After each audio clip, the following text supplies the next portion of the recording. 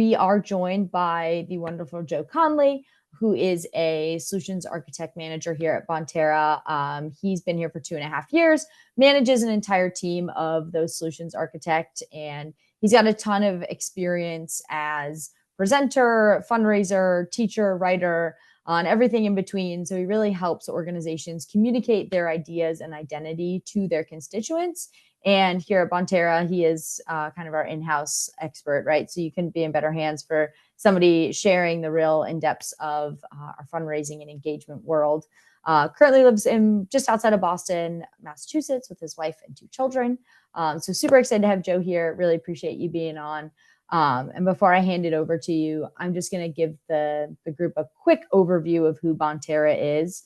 For those who might not be familiar, we create software for the greatest social good, we like to call it, really propelling you and your team to its peak impact, bringing together a whole host of wonderful teams, products, and capabilities, such as Every Action, Network for Good, Social Solutions, Donor Drive, cyber grants, and more, to help you achieve that greatest good. So I'll pause there, take a breath, take a beat. If you are interested in learning a little bit more about who Bonterra is more generally and our tools, going to put up a quick poll. Let us know. I'll leave that there for a second while I hand it over to Joe, who's going to go, a little bit more in depth to our fundraising and engagement tools here. So appreciate everyone being here.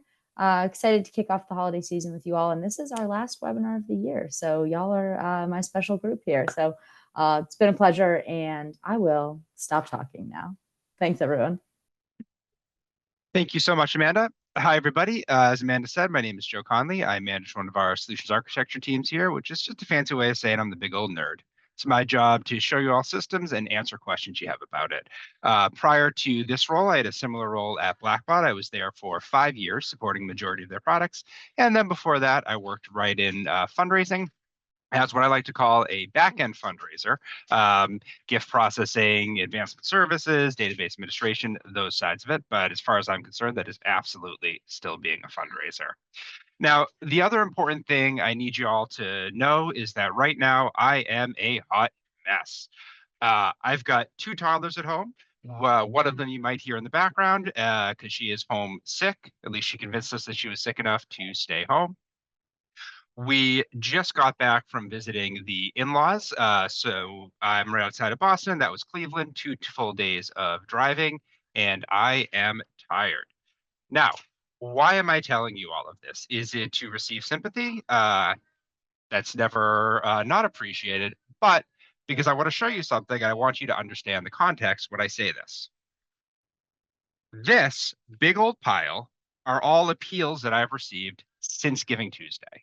Right? So not just since the beginning of the year, literally since Giving Tuesday. Now, of this big old pile, for these organizations, the 1, 2, 3, 4, 5, 6, 7, 8, 9, I'm a LYBUNT. I haven't given yet to those organizations. Now, I wish I could tell you that I had the foresight to save all of these appeals because I knew I was going to do this and I wanted to make a good dramatic pile to show you. But remember, I'm a hot mess. I did not have that level of foresight. In fact, this is what happens to me every single year. Every single year, I start receiving all of these appeals that I do want to support, I do want to give to. And so they end up being piled on a rack here on my desk. And they pile up and they pile up and they pile up. And I have every intention of getting to them.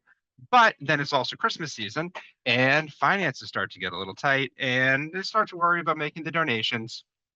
They pile up.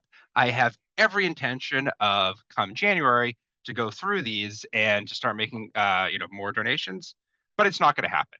There is a 100% chance, as much as I'm lying to myself by holding these, that I'm going to get overwhelmed and throw them all in the recycling. Because that's what's happened every year for at least the past 4 or 5 years. But things do start to slow down for me in January. And at least for my compensation, part of it is variable. So I'll understand what that variable amount is come January. That's the important time to reach back out. Now, I'm telling you this story about me because I'm not weird. Well, I am weird. I am very weird. But I am not unique in that this is the experience of a lot of people. End of year is super busy, not just for those of us who are in fundraising, but for all of us. End of year is financially tight for a lot of us. A lot of us, though, do receive some kind of variable compensation, whether it's salespeople or what have you, in the beginning of next year. And we'll start to see a little bit of breathing room where they're not deluged by this many appeals in a 2-week period. So that's the crucial time to then reach out and re-engage those people. But do not yet throw them just into a LYBUNT pile, right? You want to keep your LYBUNTs and your SciBunts in very different piles, speaking of piles, but re-engage your LYBUNTs specifically from this year, not as if they are full-on SciBunts, but just LYBUNTs who missed it by a week or two. So with that big old preamble, I want to jump into our system and talk a little bit about how our system makes that a little bit easier. Part of why I really wanted to lift up this topic is because regardless of what tool you're currently using, treat your LYBUNTs who don't give in this next couple of weeks still as LYBUNTs. Pull those lists, target them, redirect them. Now let me show you again why I think it's a little bit easier in our tool. So maybe next year you can have this little bit of easier experience. First thing we need to do is we need to identify those LYBUNTs. So I'm going to go into create a list.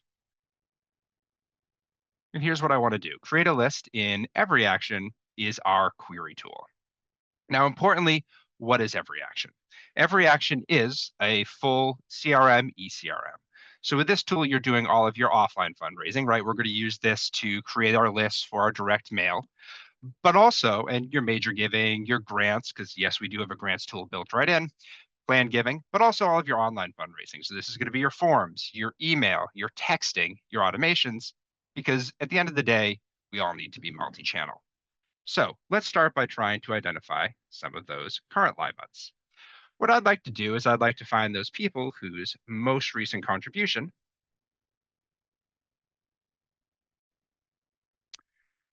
was in the particular range of, we want to go to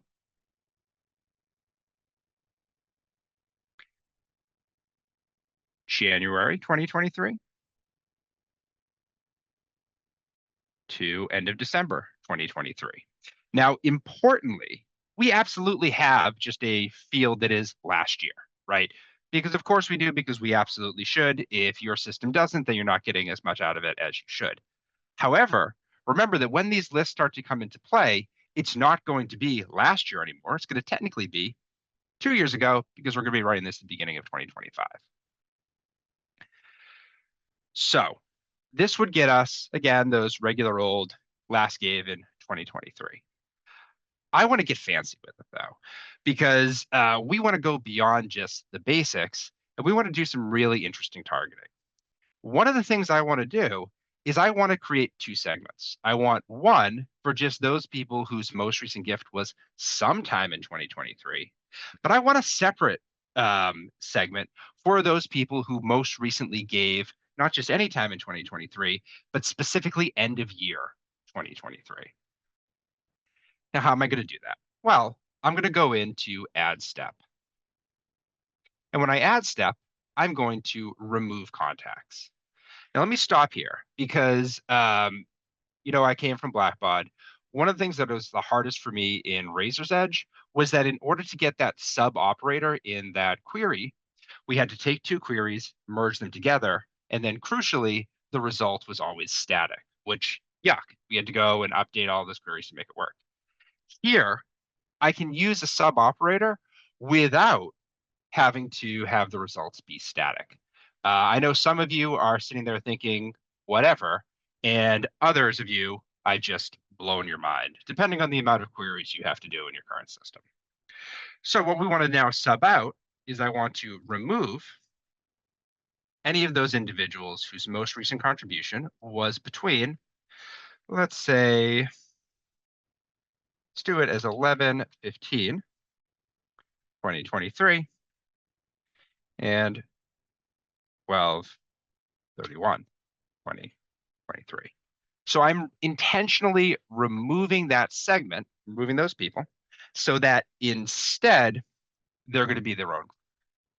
I want to go ahead and save this query. We're going to give it a new search, pop it right into our automation, and you'll see why shortly, and call it most recent gift 2023, and then not end of year. We'll save that list. Now we'll go ahead and do a new search to get our second segment. Individuals only. In this case, that most recent contribution, we do want to be between 11/15, 2023, 12/31, 2023, and we're going to save it. Now, depending on how complex your organization is, this might be enough. Or you might want to either, one, further subdivide based on what initiatives people gave to, what their designations they were looking at, what part of your organization they really cared about. Or option number two, there may be other segments you're looking to target here at the beginning of the year. What are some other segments that you might want to target here at the beginning of the year? Well, one of those other segments you may want to target at the beginning of the year are DAF holders. Why? Because many of those DAF holders, especially the higher net worth individuals, are talking right now to their financial planners, their accountants. And right now, those financial planners or accountants are telling them, hey, you need to give X number of dollars more away to charity before the end of the year to make sure you're in the optimal tax position. So those DAF holders, of course, when they need to do that, don't go through their big old pile. Instead, one transfer right to the DAF. What that then means is that their DAF is the most funded that it's going to be there in January now. And now they're looking to make some distributions from it. So that's another potential viable segment. There in the chat, drop any other segments that you like to or have or traditionally target right there in the beginning of the year. While we do that, we're of course going to save this query in our automations, and we'll call it most recent gift 2023 end of year. Save. So now we have our queries. The next question is, what are we going to do with it? Well, there's a few different options. What I would recommend doing is first and foremost, heading right on into our direct response tool and creating a direct mail. Why am I recommending direct mail? Well, importantly, I'm a millennial. That's not the important part. The important part is, according to the Lilly School of Philanthropy, millennials are most likely to respond via direct mail. Now, that doesn't mean that we don't respond to emails. It doesn't mean we don't respond to other initiatives. We're going to do that too. But I'm going to start with direct mail. Because again, that's where many of my donors are still most likely to respond. Anybody who says the direct mail is dead is lying or like came from 50 years in the future, because maybe someday, but certainly not right now. So the first thing I would use is I would use a direct response tool to send out that message. But of course, that's not the only way people engage. So the next thing I would do is I'd set up an automation. Now, I wouldn't kick it off yet because we're waiting till next year, obviously. But importantly, those queries, they are automatically updating themselves, right? They're dynamic. So I don't have to go and worry about refreshing them. So if anybody responds to that direct mail, we process the gift, it's automatically pulled off. They are not going to now drop into this automation. This one is for everybody else. So we're going to start from scratch. Another important thing to note about our automation here is that our automation is unlimited. What I mean by that is you can send out as many emails from it as you want. We don't charge you more. You can have as many automations running at the same time as you want. We don't charge you more, right? And I know that's not true of everyone on the market. So let's go ahead here and get started. And we're going to call this our 2025 LYBUNT Plus campaign. Now, I got to tell you, friends, you will never type worse than when somebody is watching you in a webinar. So we're going to start by building that workflow. That's so true. First things first, who do we want to receive that workflow? And of course, we had most recent gift for end of year specifically.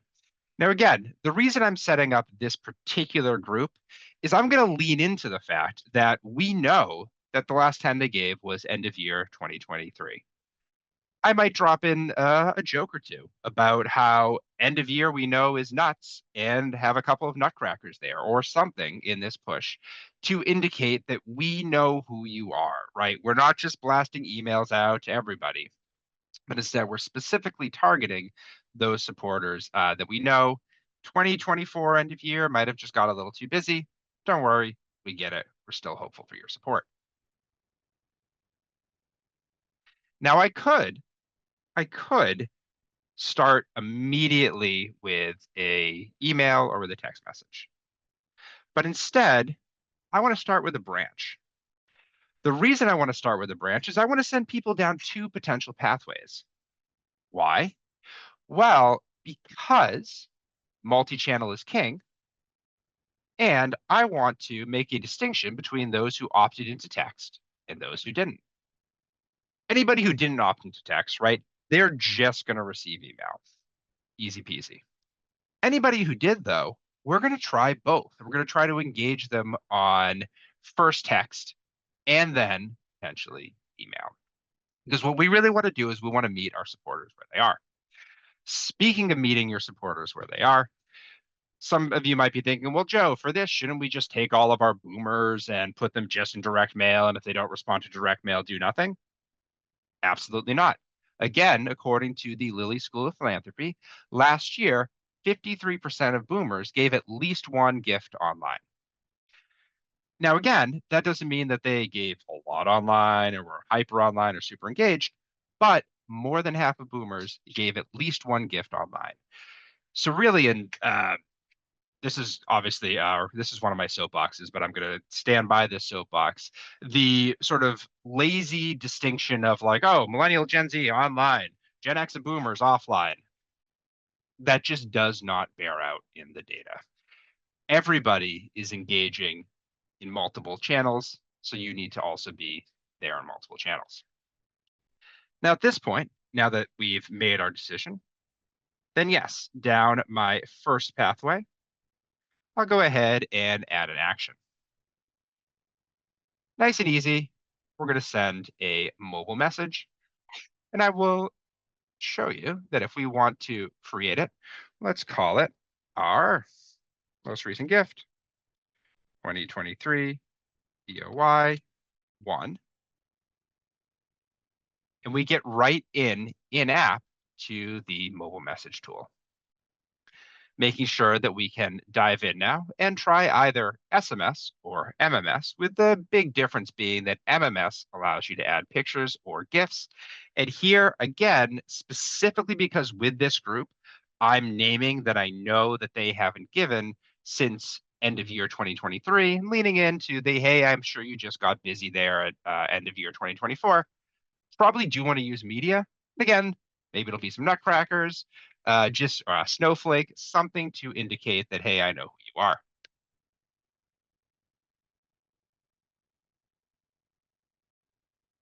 On the other side, though, in this case, we're going to be sending out an email. And we will call it most recent gift, 2023 year 1.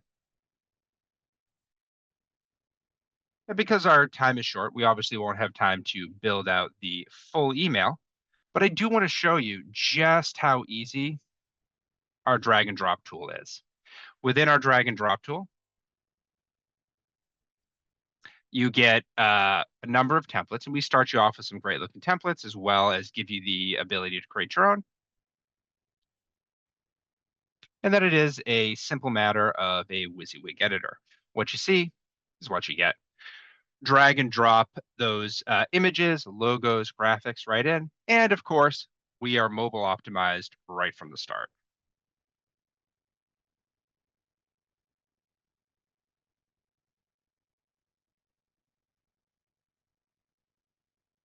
Now, again, what we don't want to do is we don't want to not branch based on our donors' behavior, right?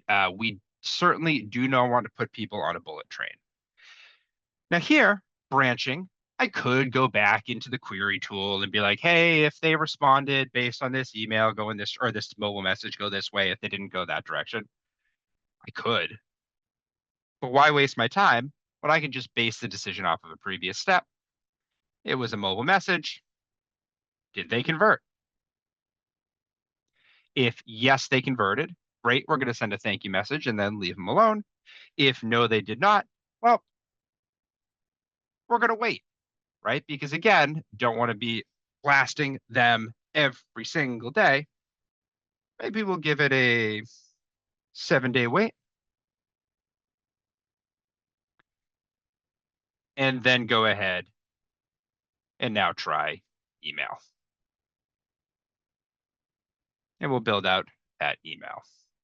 On the other hand, same idea here with our friends who may or may not have received the email.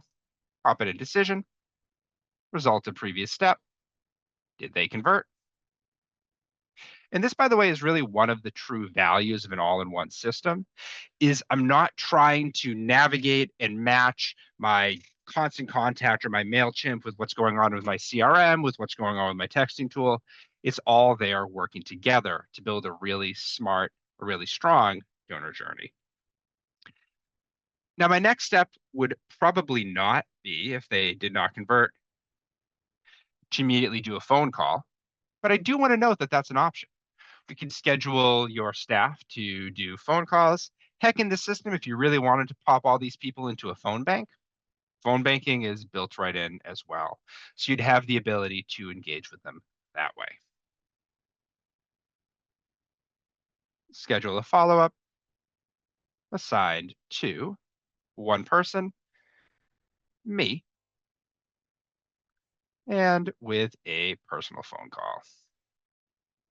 So that task will now automatically be assigned to me as this doesn't happen, and I'll be able to start making those phone calls to talk to our supporters. Importantly, that's also a fantastic last step during a new donor welcome series. So I'll go ahead and back out of this because as I'm building it out, it's automatically being saved. I don't have to worry about not hitting saved. And of course, too, it's still a draft. It's not activated. So I've got the full capability to go through, build everything up, get everything set up. And then when the time comes, go ahead and turn it on. Again, remembering that those queries that I wrote are just going to keep automatically updating themselves. Finally, if this automation stuff seems cool, but you're thinking, I'm not quite ready for starting from scratch, we got you. Don't worry. We've got a number of templates right here from the start. And then the final thing to note, all of this information then becomes fully queryable. Excuse me, well, it is fully queryable, but it's also fully portable. So as you head into your report manager,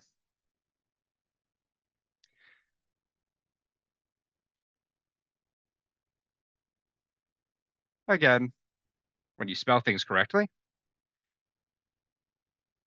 able to compare how those emails are running, their effectiveness. Let's open this up. And see what your conversion rates are for each individual piece. So since reporting kind of closes our circle, let me take a deep breath, drop 3 key takeaways, and then open up the floor for questions.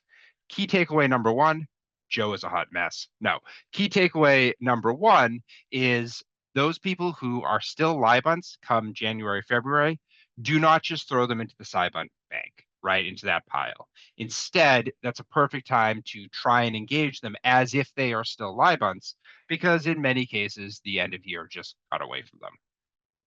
Key takeaway number 2, the thinking of millennials, Gen Z online, boomers and Gen X offline, that's lazy and the data doesn't bear it out. We need to go multi-channel always, right?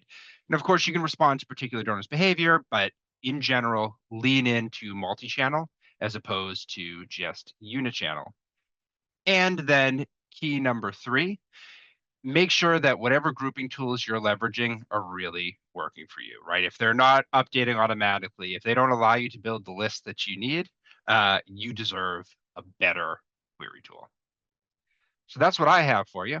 I know we've only got 1 minute left in the time that we allotted, but I've got some time. What questions y'all have? Awesome. Thank you so much, Joe. I haven't seen any questions come in since the middle of the presentation. So I'll let folks kind of start to jog their brains, see what questions you have. In the meantime, I will pose a question to you all, which is if you kind of want to explore this tool further, want to go more in depth, kind of want to see how it might work for your organization, see some of the niches, just kind of do that deep dive. I'll put up a poll on the screen if you are interested in a more personalized conversation. That way somebody on our team can get in touch with you to go ahead and get that scheduled. So I'll leave that up if this kind of piqued your fancy and sparked your interest while we take a pause here and wait for some questions.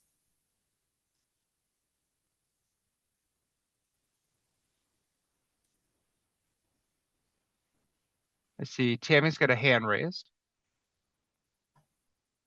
Yeah, make sure that you, if you have your hand raised, put your question in the Q&A itself. Unfortunately, we can't tap you in from the hand raised section.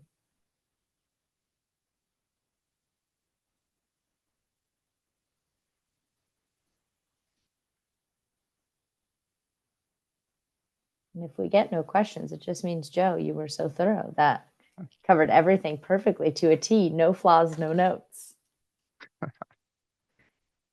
Could also just mean that I'm not the only hot mess at the call and everyone's like, all right, let me get back to getting my stuff done. Trying to wrap up before we go out of office, which seems like that might be the case. So we'll let you all off the hook if you don't have any questions. Just wanted to make sure we gave you the time and space to ask them. So I will ramble on for a moment more just to say thank you all for joining. Thank you, Joe, for kind of having this on display for us to be able to show some key takeaways folks can use come the new year and some ways they could do it within our tool. So really appreciate your both kind of best practice expertise as well as your expertise within the tool itself and sharing that with us today. And for folks on the call, like I said, appreciate you spending your 30 minutes with us. I know that this is a busy time of year, as we just talked about, and there's a lot of moving pieces, both professionally and personally. So again, thanks for spending some time with us. And if we don't get a conversation going in the meantime, a happy new year from us here at Bonterra and happy holiday season. We appreciate all that you're doing in the world and all the good that you do. And I know this is kind of a time of thanking and giving. So I like to make an extra effort to say thank you to all of you. And I hope you have a great and festive season. And we will see you in 2025. Hey, thank you all so much. Take care, folks.